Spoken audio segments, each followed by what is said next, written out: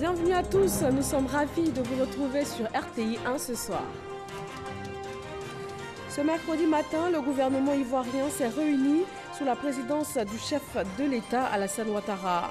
Ce conseil des ministres a permis, entre autres, de ratifier un projet de loi sur les marchés publics. L'objectif est de rendre le secteur plus efficace et beaucoup plus productif. Forum sur la nutrition à Bamako, au Mali. Le vice-président ivoirien fait le point après sa participation. Alain Kablondoko a partagé l'expérience de la Côte d'Ivoire qui a de bons points en matière de nutrition et de sécurité alimentaire.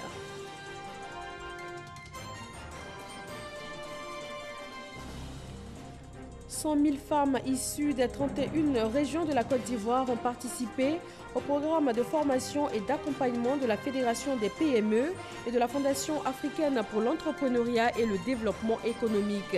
Elles vont apprendre les bases pour mieux gérer leurs activités commerciales ou encore pour se lancer de façon plus structurée. Et puis au Royaume-Uni, Boris Johnson succède à Theresa May. L'ex-maire de Londres a été officiellement investi Premier ministre à l'issue d'une visite à la reine Elisabeth II ce mercredi. Bonsoir à tous, merci de vous informer sur RTI 1 ce 24 juillet. Un projet de loi portant code des marchés publics a été adopté ce mercredi en Conseil des ministres.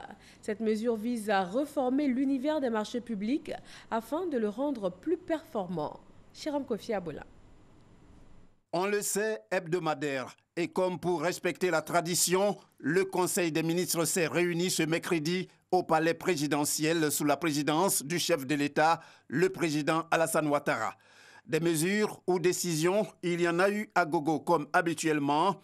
La première mesure à retenir, pour en citer quelques-unes, est l'ordonnance portant code des marchés publics.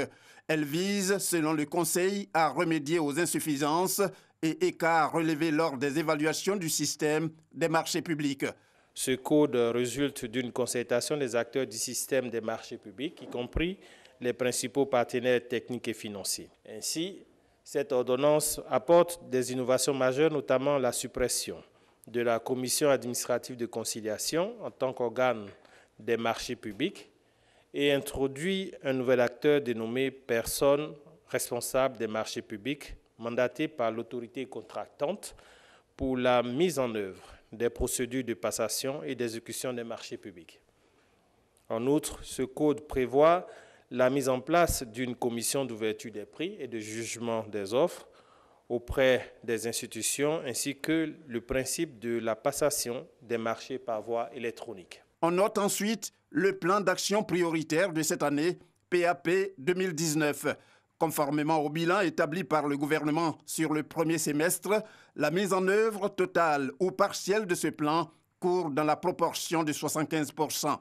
Les actions et activités du gouvernement sur l'année 2019 ont été définies avec le double objectif. D'une part, de maintenir les investissements dans les infrastructures structurantes et les réformes en vue de la transformation structurelle de l'économie, et d'autre part, de renforcer les investissements sociaux pour l'amélioration significative des conditions de vie des populations, d'autre part. Au premier semestre 2019, les activités du PAP 2019 programmées ont connu une mise en œuvre totale ou partielle dans la proportion de 75%, avec 17% d'activités entièrement réalisées. Aussi, faut-il évoquer la décision du Conseil relative à l'organisation de la 4e édition de la Semaine nationale de la propreté. Comme chaque année, cette édition va se dérouler du 1er au 6 août 2019. Cette initiative vise à impliquer les populations dans la stratégie de lutte contre l'insalubrité et le rétablissement d'un cadre de vie sain et agréable dans nos villes.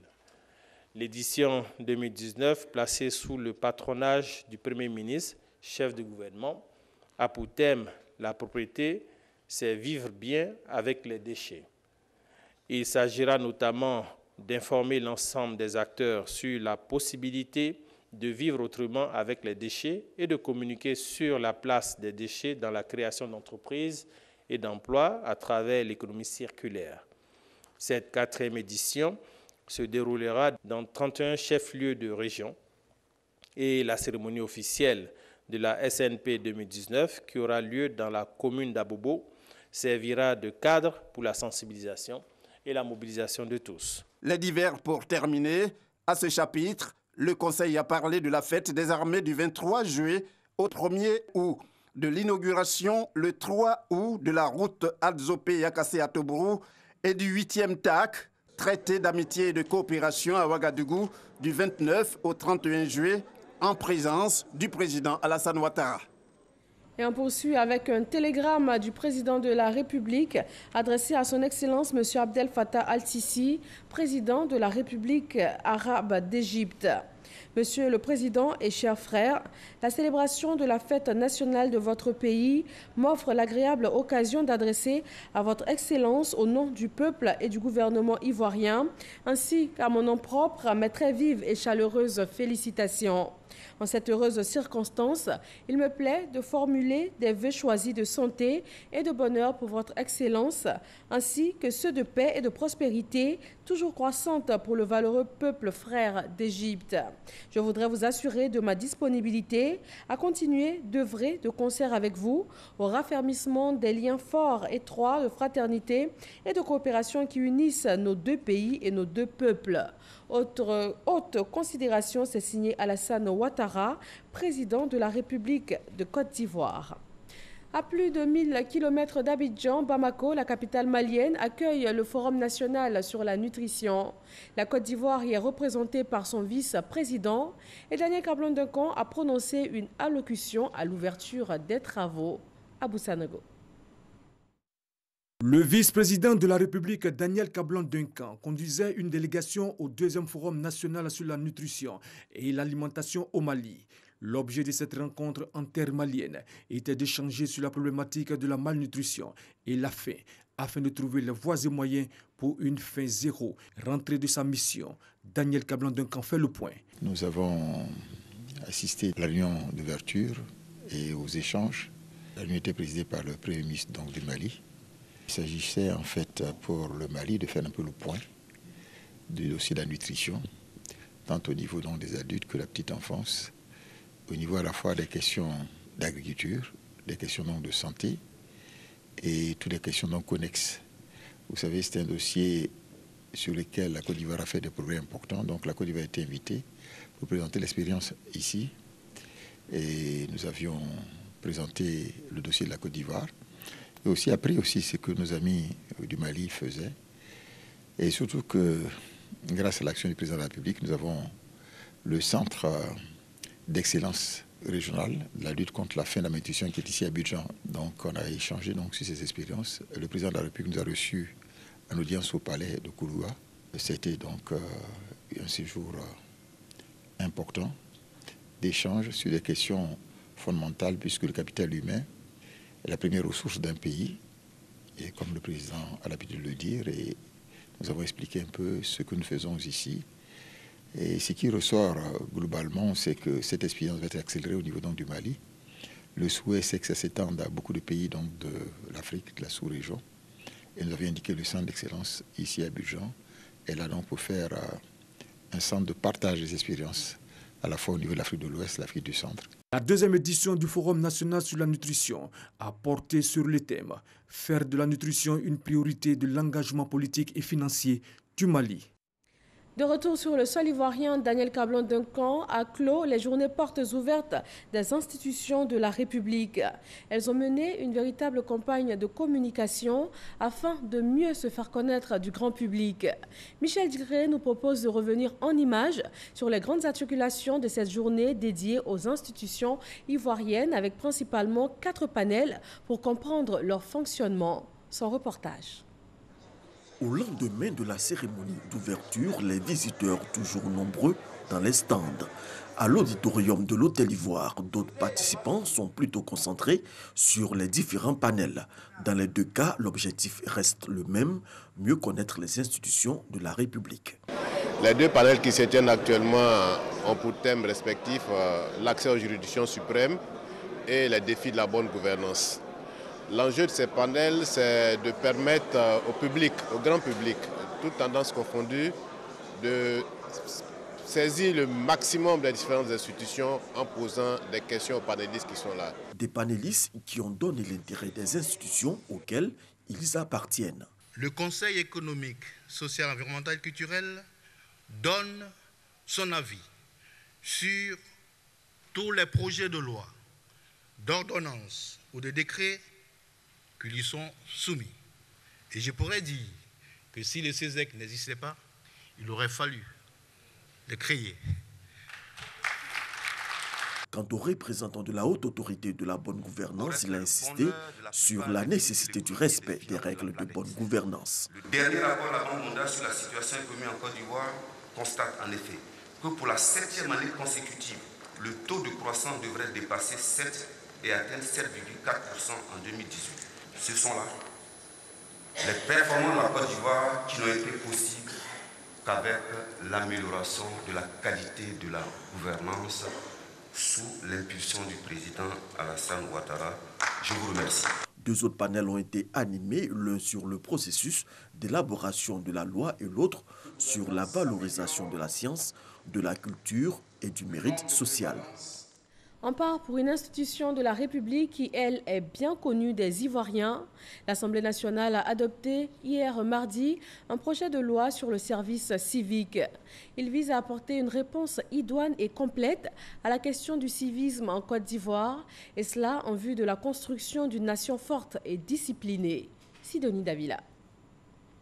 Les membres de la Commission Défense et Sécurité ont porté un intérêt particulier au projet de loi instituant le service civique. Sur 24 membres présents, 23 ont dit être favorables au projet. L'exposé des motifs, lu par l'émissaire du gouvernement, souligne le bien fondé du projet. Le service civique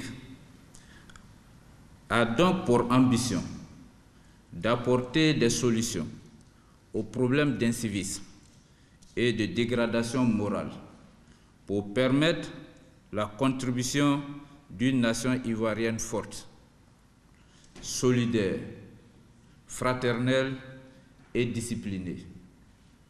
La session du jour a permis aux députés de mieux cerner les contours des tests qui ont apporté leur contribution. Le ministre marque sa satisfaction après 4 heures d'échange. J'ai compris que l'Ivoirien est prêt à avoir cette mentalité que le président de la République cherche.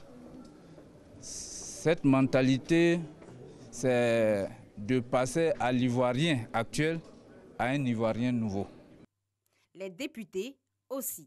Le service civique, ça va permettre à nos jeunes qui n'ont plus de modèle et qui sont livrés à eux-mêmes d'avoir l'esprit civique. Dans le cadre de la formation citoyenne, initiée par le secrétariat d'État, des centres ont été ouverts à Bembresso, Mbayakro et Guédibo aux jeunes les plus vulnérables dont l'âge varie entre 18 et 35 ans. En plus de la formation au civisme et à la citoyenneté, ils bénéficient d'une formation professionnelle. La journée mondiale contre le travail des enfants, célébrée le 12 juin, s'est officiellement tenue à Abidjan ce 24 juillet. Cette 17e édition a pour thème « La seule chose qu'un enfant devrait faire, travailler, est son imagination ». Le Parlement des enfants a traduit sa gratitude et sa reconnaissance à Dominique Ouattara, première dame de Côte d'Ivoire, pour ses actions en faveur du bien-être de l'enfant. Les autorités présentes à cette cérémonie ont insisté sur le fait que le travail des enfants est formellement interdit et puni par la loi en Côte d'Ivoire. Le ministre de l'économie numérique et de la Poste, Claude Isaac Day, invité des rédactions de Fraternité Matin, s'est exprimé sur l'évolution de l'écosystème de l'économie numérique. Il a répondu à des questions sur le cadre réglementaire, la fibre optique, le marché de la téléphonie. Il souligne des avancées notables enregistrées ces 5 dernières années. Cheikh Koné. L'écosystème du numérique ivoirien compte à ce jour 3 opérateurs de téléphonie mobile, 34 millions d'abonnés, 5 fournisseurs d'accès Internet et 14 millions d'utilisateurs de mobile money, pour un chiffre d'affaires d'environ 1000 milliards de francs CFA en 2018. Le secteur du numérique est un secteur stratégique qui contribue à hauteur de 9% de la richesse nationale, à en croire le ministre de l'économie numérique, Claude Isaac D, invité des rédactions du groupe Fraternité Matin. Je peux vous assurer, mesdames et messieurs, que le secteur de l'économie numérique est en plein essor en Côte d'Ivoire. Ces progrès ont permis à notre pays d'occuper, selon un classement 2017 de l'index IDI de l'Union internationale de télécommunications, les rangs suivants. 9e pays africain sur 46 classés. 2e pays en Afrique de l'Ouest après le Ghana. Au niveau du secteur des télécommunications, Isaac D s'est réjoui des avancées notables constatées dans la tarification des services mobiles. Le prix moyen des services voix est passé de 70 francs CFA la minute en 2014 à 23 francs CFA la minute en 2019, soit une baisse constatée de plus de 67%. À titre d'exemple, le téléchargement d'une vidéo de qualité moyenne de 5 minutes faisant environ 60 mégaoctets vous coûte aujourd'hui 63 francs au lieu de 117 francs en 2017. Dans son exposé, le ministre Claude Isaac D est revenu sur les actions entreprises par le gouvernement depuis 2012 en vue d'une transformation structurelle de l'économie nationale. De 2012 à 2017 ont été adoptées 4 lois et 2 ordonnances structurantes. Règlement de l'activité de télécommunication TIC, les transactions électroniques, le secteur postal, la cybersécurité, en matière d'accessibilité. La mise en œuvre des réseaux large bande répond à l'objectif du gouvernement d'assurer l'accessibilité de l'ensemble des capitales régionales, des chefs-lieux de département et des principales villes de notre pays pour offrir un accès au TIC à au moins 80% de nos populations. L'invité des rédactions de Fraternité Matin est une tribune d'échange et d'interaction entre un émissaire du gouvernement et les journalistes du groupe. L'objectif étant de passer en revue toutes les questions brûlantes de l'actualité nationale sur des thématiques précises. C'est la fin de la revue de direction du premier semestre de la Direction générale du Trésor et de la comptabilité publique. En note pour l'essentiel en termes de priorité, la mobilisation des ressources pour le budget de l'État et la certification de l'ensemble des services du Trésor public. Le reportage est signé Francis Boifo. Encore quelques efforts à faire et le Trésor public pourra atteindre dans 5 mois la certification de l'ensemble de ses services et directions. La revue de direction du premier semestre de Yamoussoukro indique 90% le taux d'avancement des projets liés aux exigences de la norme ISO 9001, version 2015. Je voudrais vous engager à vous approprier les recommandations issues de l'auto-évaluation et de l'audit interne afin de prendre les mesures idoines pour leur mise en œuvre effective. La certification globale de notre institution n'est plus une option, mais une obligation. Puisque la conformité aux standards internationaux influe sur la qualité des services offerts aux usagers. La certification du système de management du Trésor public permettra à l'institution d'accélérer la modernisation de ses méthodes, de renforcer la confiance de ses usagers clients et des partenaires au développement, d'améliorer la qualité opérationnelle, à savoir comptable, bancaire, financière et administrative. Pour accompagner le processus de certification globale du Trésor, la Direction générale privilégie l'audit interne. Le souhait du directeur général, c'est qu'il y ait de plus en plus des missions d'audit en lieu et place des inspections qui seront à la limite diligentées lorsqu'on va déterminer des cas de dysfonctionnement par rapport à la réglementation. L'audit va traquer les dysfonctionnements en vue de les corriger, les améliorer, afin que, lors de l'inspection, on puisse trouver que tout est en place. Au 30 juin dernier, le taux d'exécution des projets de réforme du plan stratégique de développement 2016-2020 du Trésor s'est situé à 95,5%. Ce constat encourageant devrait vous motiver à toujours rechercher l'excellence dans la conduite des activités. D'autant plus que les attentes demeurent nombreuses. Pour le prochain semestre, le Trésor public devra mobiliser 662,66 milliards de francs CFA au titre des recettes de marché. Cette mobilisation des ressources pour financer le budget de l'État n'est possible qu'avec l'adhésion des populations. Et pour ce faire, la Direction générale du budget et des finances sensibilise sur le budget citoyen. À Bandoukou et à Odiéné, un document qui permet de comprendre de façon simple l'utilisation des finances publiques a été présenté. Il vise à assurer la transparence dans la gestion des finances publiques. Ce document remis ici à certaines personnes dans cette salle de la mairie de Bondoukou est le budget citoyen. Le budget citoyen 2019 traduit de façon synthétique et dans un langage accessible à toutes les couches de la population ivoirienne l'information budgétaire. En le présentant aux populations de Bondoukou, la Direction générale du budget et des finances veut leur permettre d'en savoir un peu plus sur l'utilisation des fonds publics. En rendant l'information budgétaire accessible à tous, le budget citoyen va permettre en un, l'appropriation des actions du gouvernement par la population, en deux, l'amélioration des politiques publiques par une implication, une participation de la population à leur formulation, et en trois, l'adhésion de la population au civisme fiscal. J'ai compris aujourd'hui comment l'État arrive à mobiliser ses ressources et en fonction du budget, l'État fait ses dépenses. Je le savais, mais aujourd'hui j'ai été plus édifié. Le budget citoyen 2019 donne des indications sur les grandes lignes, les principales informations et les formes de présentation du budget citoyen. Je voudrais saisir cette occasion pour inviter chacun à s'approprier le document budget citoyen 2019 et à le partager autour de soi afin de contribuer à l'atteinte de l'objectif du dit document qui vise à favoriser une bonne compréhension du budget de l'État et partant de l'action publique par toute la population. Les populations venues de toute la région du Kabatougou ont pris part massivement à cette rencontre. La population sait aujourd'hui où vont les impôts et les cotisations qu'ils font à leur niveau. J'ai su que tout le monde faisait partie du budget. On a été ravis que le gouvernement nous ait associés. On va communiquer à nos parents. Après, au dîner, l'équipe de la Direction générale du budget et des finances déposera ses valises à Mans. La Fédération ivoirienne des PME et la Fondation africaine pour l'entrepreneuriat et le développement économique lancent la caravane 100 000 femmes entreprenantes. Les femmes de toutes les régions du pays sont concernées. Elles vont recevoir une formation en entrepreneuriat et être accompagnées pour la réalisation de leurs différents projets.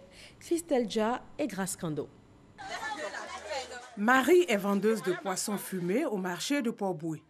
Une activité qu'elle exerce depuis 5 années sans formation préalable. Je vends du poisson, maqueau, chachamay. Je n'ai pas suivi une formation. C'est ma mémé qui m'a montré comment faire. Aujourd'hui, une opportunité est offerte à Marie pour renforcer ses capacités. 500 femmes de son profil seront formées chaque jour pendant 3 jours au rudiment de l'entrepreneuriat, aux techniques de vente et de recherche de financement de leurs projets. On va leur montrer comment il faut monter un plan d'affaires. On va leur montrer aussi comment il faut gérer son entreprise. Parce que d'abord, l'entreprise, il faut connaître ton produit. Donc, il faut être formé. Il faut identifier le marché. Il faut savoir faire ton projet pour pouvoir défendre ton dossier devant les banquiers. Le projet s'inscrit dans le cadre de la caravane 100 000 femmes entreprenantes initiée par la Fédération ivoirienne des petites et moyennes entreprises et la Fondation africaine pour l'entrepreneuriat et le développement économique. Les femmes sont mobilisées. Elles sont tellement déterminées que nous aussi, ça nous encourage à pouvoir les accompagner. Et c'est pour ça que nous avons décidé de lancer une caravane sur 3 ans pour sensibiliser 100 000 femmes. L'objectif, c'est d'abord de les identifier, c'est de les informer sur tout ce qu'il y a comme capacité, possibilité. La caravane a mis en place un comité qui est constitué de 25 institutions de la République et organisations. Et après cela, donc, les différentes institutions au sein de ce comité de gestion sont des banques et vont accompagner donc, ces femmes dans leur installation. Pour l'étape de Port-Boué, 3500 femmes ont été mobilisées sur 2000 attendues. Elles ont été exhortées sur la nécessité d'apprendre et d'entreprendre. Personne ne peut faire votre bonheur à votre place. Il vous appartient de commencer petit. Il n'y a pas de saut métier. Les financements vont suivre. Donc, il faut que vous soyez prêtes. Vos activités seront financées. La caravane 100 000 femmes entreprenantes de Côte d'Ivoire va sillonner plusieurs communes du district d'Abidjan et les 31 régions de la Côte d'Ivoire. Le programme national de recherche sur l'ANACAD déploie ses forces pour la lutte en faveur de la compétitivité de l'or gris. Une quarantaine de spécialistes du cajou travaillent à actualiser la carte sanitaire et aussi les méthodes de lutte contre les ravageurs. Lancine Bakayoko. Face à la menace des nuisibles, les scientifiques volent au secours des producteurs de cajou. À travers le programme national de recherche sur l'ANACAD, ces chercheurs réunis dans l'enceinte du pôle scientifique de l'université Félix Houphouët-Boigny tentent de trouver des réponses aux pertes de production liées notamment aux ravageurs comme les fourreurs de tiges, les mineuses de feuilles et autres punaises, avec les incidences sur la qualité des noix récoltées. En résolvant la question des attaques des nuisibles avec de nouvelles méthodes de lutte intégrées, nous participons à l'amélioration de la productivité de l'anacardier, mais aussi à l'amélioration de la qualité des produits obtenus. Premier rideau de défense, suivre les itinéraires techniques. Il faut d'abord avoir du matériel végétal performant, matériel végétal sain. Ensuite, il faut utiliser les bonnes pratiques.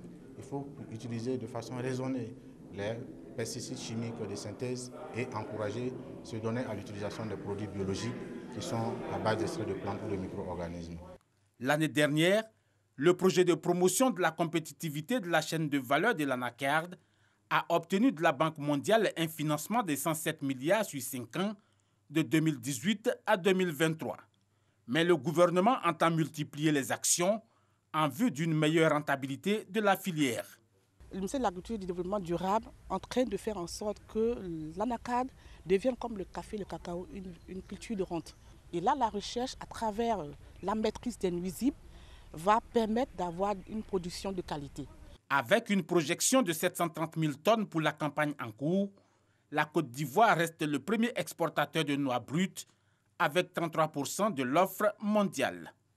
Il était à San Pedro pour la présentation de l'Union du peuple Midjo, peuple sénoufo vivant au sud-ouest de la Côte d'Ivoire. Le ministre Bruno Nabagné-Koné a appelé toutes les communautés à donner dos à la violence, notamment après les derniers mouvements dans la ville de Grand Bérébi, suite au meurtre d'un habitant. Sam Konan. Le ministre Bruno Nabagné-Koné à San Pedro pour prôner la paix et la cohésion sociale. À moins de 4 mois, le département de San Pedro a enregistré plusieurs troubles qui ont failli se transformer en conflit. Bruno Nabagné-Koné, qui rencontrait l'Union du peuple Mindjo, peuple sénoufo, résident à San Pedro, a saisi l'occasion pour appeler toutes les communautés à tourner dos à la violence. Nos parents vivant ici, nous avons tenu à leur demander de respecter leurs hôtes ici. Nous en avons profité évidemment pour rappeler tout ce qui va permettre à notre pays de continuer sa marche en avant. Pour continuer cette marche en avant, il faut la paix. Il faut la paix à tous les niveaux. Il faut la paix sur l'ensemble du territoire ivoirien. Et nous les avons invités à éviter tous les actes qui peuvent faire reculer cette paix. Après avoir écouté le ministre, ce que nous allons faire, c'est des rencontres périodiques avec nos enfants. C'est aussi des rencontres avec tous les chefs pour leur dire que l'importance d'abord, c'est la paix. Le ministre de la Construction et de l'Urbanisme a mis à profit son séjour pour visiter le chantier de construction de l'université de San Pedro, dont les travaux sont au stade de terrassement. La paix également au cœur des activités du député de Boaké. Charles Niaoré, également membre du bureau politique du RHDP, fait la sensibilisation de proximité et véhicule auprès des populations des idéaux de paix et de progrès chers au RHDP. Kader Sogodogo. Le député Charles Niaoré, cadre du Rassemblement des Oufouettistes pour la démocratie et la paix, RHDP, en campagne de proximité. Il s'agit pour lui de mener cette campagne de proximité pour renforcer les liens entre les militants et les sympathisants du RHDP. C'est une question de comment on va travailler pour que demain, la paix que nous avons aujourd'hui, qui peut nous garantir donc de donner du travail à nos jeunes qui en ont besoin aujourd'hui, puisse se pérenniser sur un long temps. Le RHDP est venu pour nous remettre ensemble, pour recréer la cohésion, pour recréer l'unité. Nous sommes jeunes, nous sommes enfants de la Côte d'Ivoire. Soyons derrière le RHDP, soyons derrière Alassane Ouattara et prions Dieu pour que le mandat du président Alassane Ouattara s'achève bien. Le député de Bouaké prévoit d'autres actions de sensibilisation avec un seul objectif, prôner les idéaux de ce parti tels que voulus par le président Alassane Ouattara pour que le développement soit un véritable succès en Côte d'Ivoire. Et on termine avec l'actualité internationale. Au Royaume-Uni, Boris Johnson succède à Theresa May. L'ex-maire de Londres a été officiellement investi Premier ministre à l'issue d'une visite à la reine Elisabeth II ce mercredi. Il succède donc à Theresa May qui a dû démissionner en raison de son échec à mettre en œuvre le Brexit. Et c'est tout pour ce 20h. Retrouvez tout à l'heure à 23h Marine Cognan et restez sur RTI1.